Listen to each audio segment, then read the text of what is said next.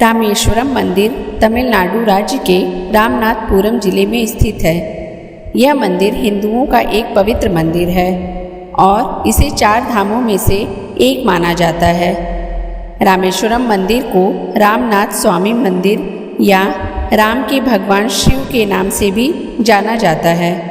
इस मंदिर में स्थापित शिवलिंग 12 ज्योतिर्लिंगों में से एक माना जाता है। जिस तरह से उत्तर भारत में काशी का महत्व है, ठीक उसी तरह दक्षिण भारत में रामेश्वरम का भी महत्व है।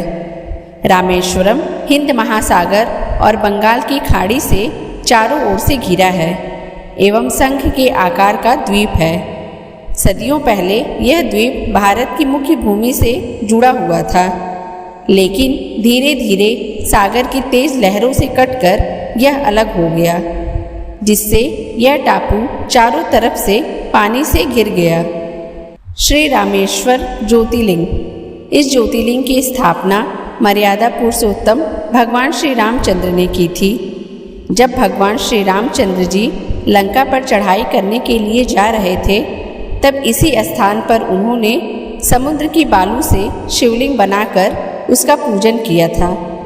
ऐसा भी कहा जाता है कि इस स्थान पर ठहरकर भगवान राम जल पी रहे थे कि आकाशवाणी हुई कि मेरी पूजा किए बिना ही जल पीते हो।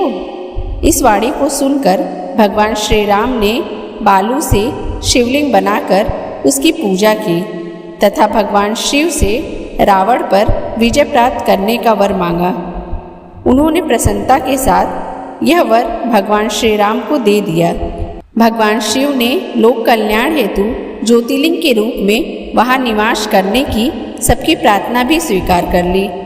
तभी से यह ज्योतिर्लिंग यहाँ विराजमान है।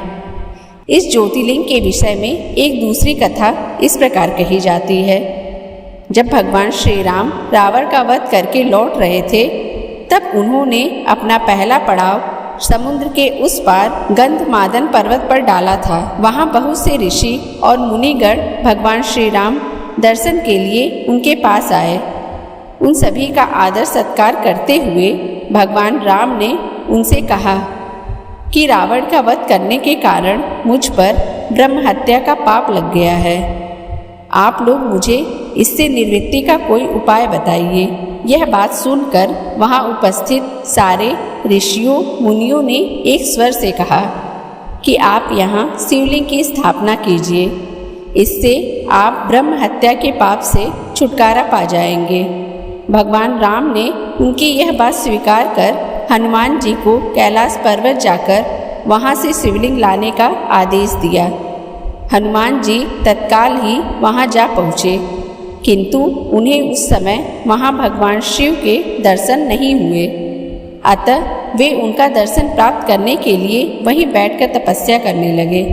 कुछ काल पश्चात शिव जी के दर्शन प्राप्त कर हनुमान जी शिवलिंग लेकर लौटे, किंतु तब तक शुभ मुहूर्त बीत जाने की आशंका से यहाँ सीता जी द्वारा लिंग की स्थापना का कार्य कराया जा चुका था।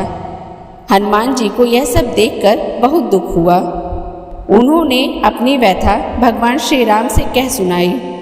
भगवान ने पहले ही लिंग स्थापित किए जाने का कारण हनुमान जी को बताते हुए कहा कि यदि तुम चाहो तो इस लिंग को यहाँ से उखाड़ कर हटा दो। हनुमान जी अत्यंत प्रसन्न होकर उस लिंग को उखाड़ने लगे, किंतु बहुत प्रयत्न करने पर भी वह टस से मस नहीं हुआ। अंत में उन्होंने उस शिवलिंग को अपनी पूंछ में लपेटकर उखाड़ने का प्रयत्न किया, फिर भी वह ज्यों का त्यों बना रहा। उल्टे हनुमान जी ही धक्का खाकर एक कोस दूर मूर्छित होकर जा गिरे। उनके शरीर से रक्त बहने लगा। यह देखकर सभी लोग अत्यंत व्याकुल हो उठे।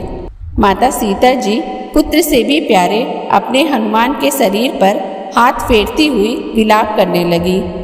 मूर्छा दूर होने पर हनुमान जी ने भगवान श्री राम को परम ब्रह्म के रूप में सामने देखा। भगवान ने उन्हें शंकर जी की महिमा बताकर उनका प्रबोध किया। हनुमान जी द्वारा लाए गए लिंग की स्थापना भी वहीं पास में करा दी। मंदिर के प्राथमिक देवता लिंगम के रूप में रामनाथ स्वामी शिव हैं। गर्भगृह के अंदर 2 लिंगम हैं। परंपरा के अनुसार एक को राम ने रेत से बनाया था, जो मुख्य देवता के रूप में रहते हैं। उन्हें रामलिंगम कहा जाता है। और एक को हनुमान द्वारा कैलाश से लाया गया, जिसे विश्वलिंगम कहा जाता है। किंवदंतियों के अनुसार रामेश्वरम मंदिर परिसर के भीतर के सभी कुओं को भगवान राम ने अपने अमोघ बाणों से तैयार किया था।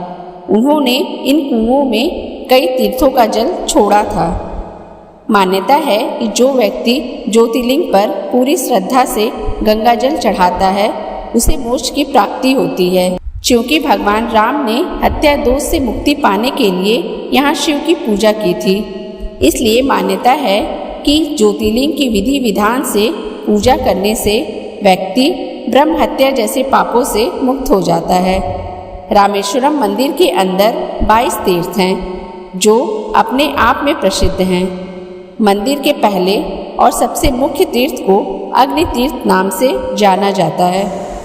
फ्रेंड्स, अगर आपको हमारी धार्मिक कथा अच्छी लगती है तो प्लीज़ हमारे चैनल को सब्सक्राइब करें।